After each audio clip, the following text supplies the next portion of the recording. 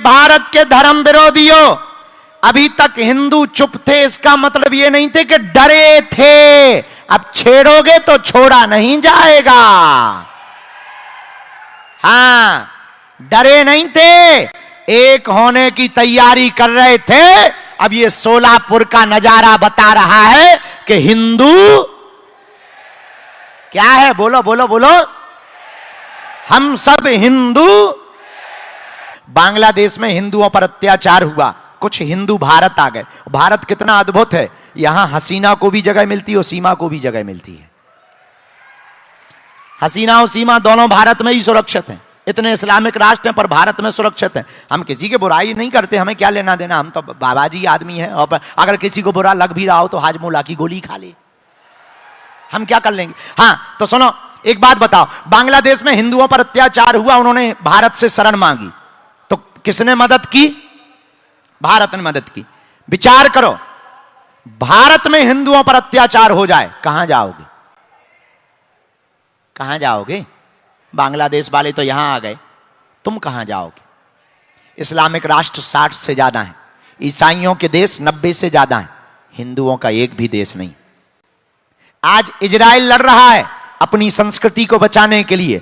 अब हम लोगों को भी घर से बाहर निकलकर जात पात को भुलाकर, ऊंच नीच भेदभाव छुआछूत को मिटाकर हम सब हिंदू एक हैं, इस बात पर जोर देकर के अब घर से बाहर निकलना पड़ेगा। वरना जैसा पश्चिम बंगाल में हुआ वही हाल भारत के कोने कोने में होगा। विरोधी ताकतें लगी रहेंगी। इसलिए हम लोगों को अब प्रण लेना है कि हम लोगों को अब जात पात में नहीं एक होना है। कौन कौन आज से शपथ लेता है हिंदू राष्ट्र के लिए? पक्का या कच्चा? हमारी मेहनत बेकार तो नहीं जाएगी, हिंदू राष्ट्र बन जाएगा। देखो, हम अपने लिए नहीं कर रहे, हमें क्या फायदा है? ना तो हमें नेता बनना, ना हमारी कोई पार्टी।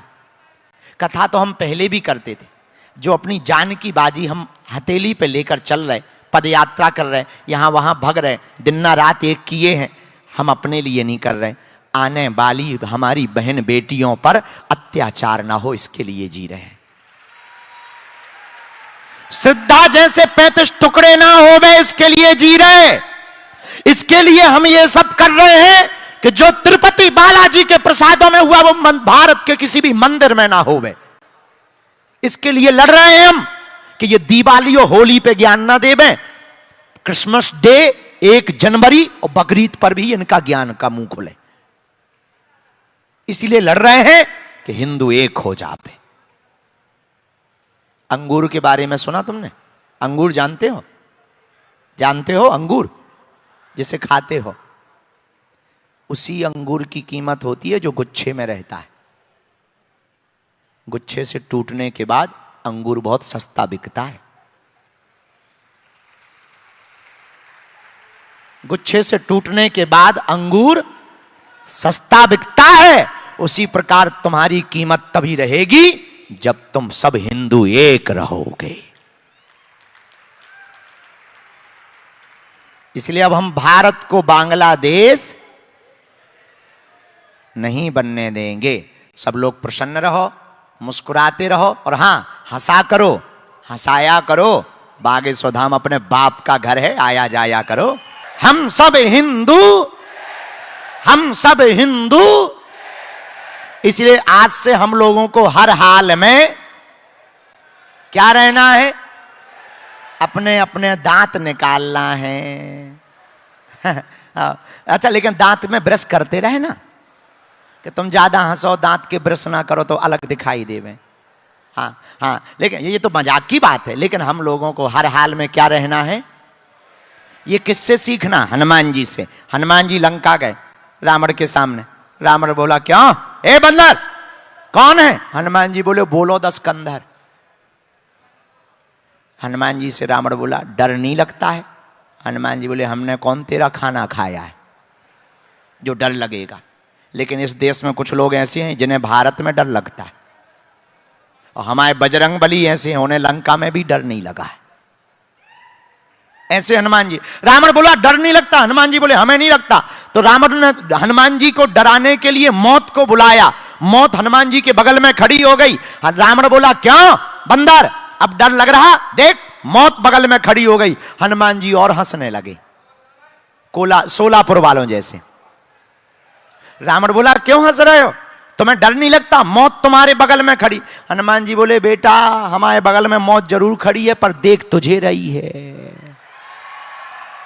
रावण बोला, मतलब?